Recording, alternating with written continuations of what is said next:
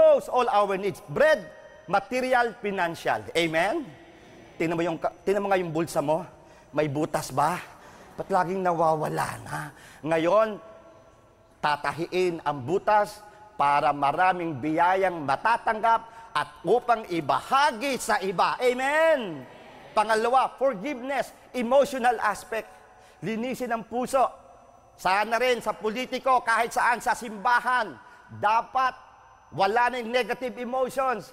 Magsama-sama, magkaisa, mahilom. Pangatlo, do not bring us to the test. Decision, mental, magpasya. I want to commit. Ako ang simula. Napakaganda na yun. At deliverance from evil, the spiritual. Wala nang mga sanib. Tingnan mo yung katabi mo, nasasaniban ba yan? Nako, wala na. Mula ngayon, wala na. No? Get away, Satan. No? At ngayon po, sasabihin natin, God knows our needs.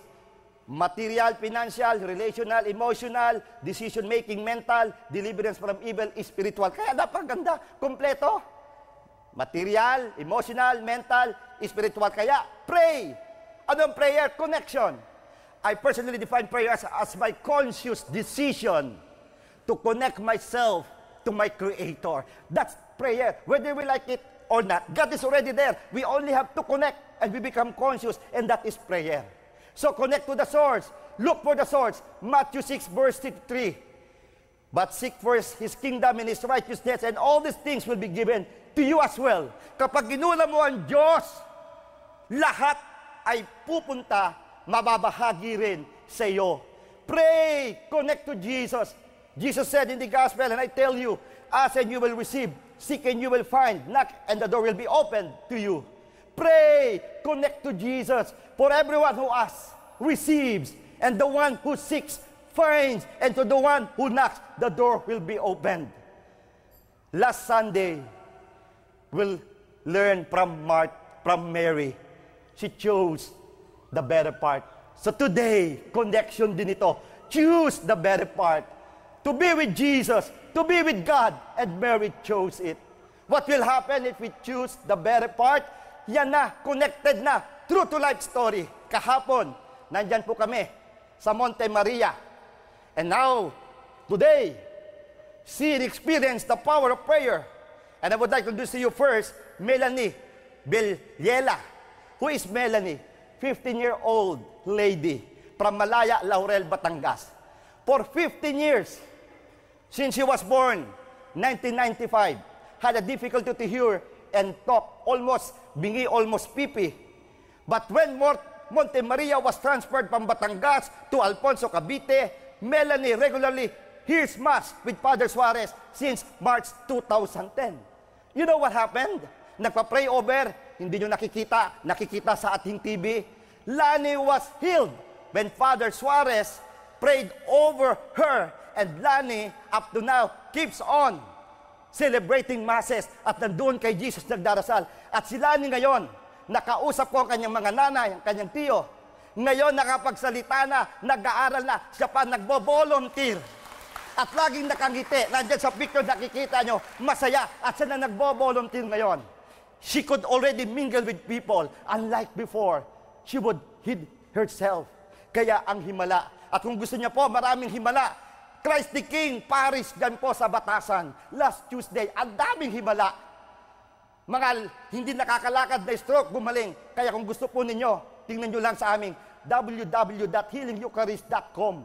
Nandyan po. Or go to the website of Father Fernando Suarez. Another story. May isang kwento. She came to Manila to study and live with her relatives. Hindi kaya ng pamilya pag-aralin. When she stayed with her relatives, naglaba, nagluto, nagsilbi. Walang pag-tuition fee. So anong ginawa niya?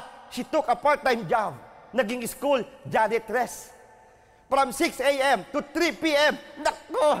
Talaga naman, walis dito, map doon. Pag-uwi sa bahay, trabaho pa rin. She earned 60 pesos per week. And she would keep it for her tuition fee. At mayroon pa magandang kwento. Sa kanyang paaralan, her classmates would eat merienda, cupcake. But she had no money to buy cupcake.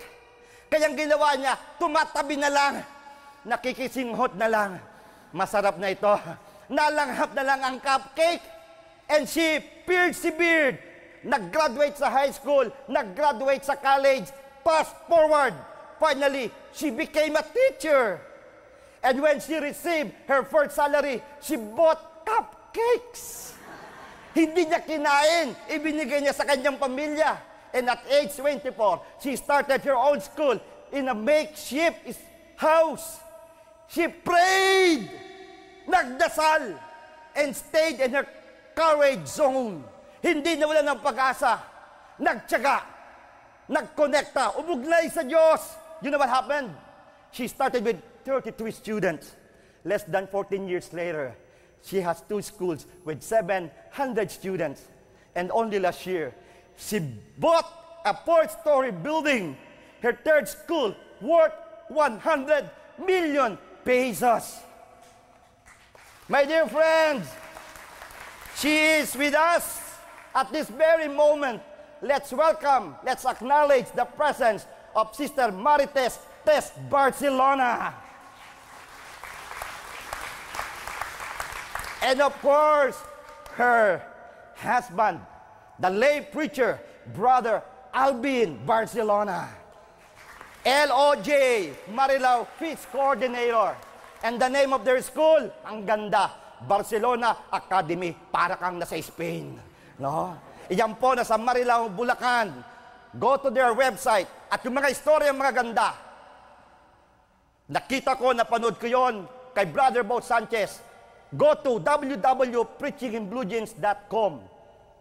Doon po sa unang series na nilagay ko rin sa aking website, www.frgomezsbd.com, with permission from Mabi Pilar. No? Ano po, nandyan? Living a life without regrets and awakening the healer in you. Naandun po lahat. So anong sabi? Isa lang. Anong gawin natin? Connect.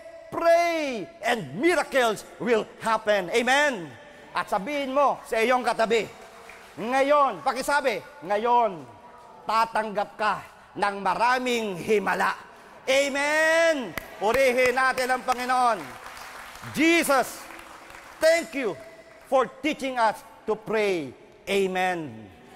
Close your eyes, bow your heads, connect, experience miracles now. Now na. Amen.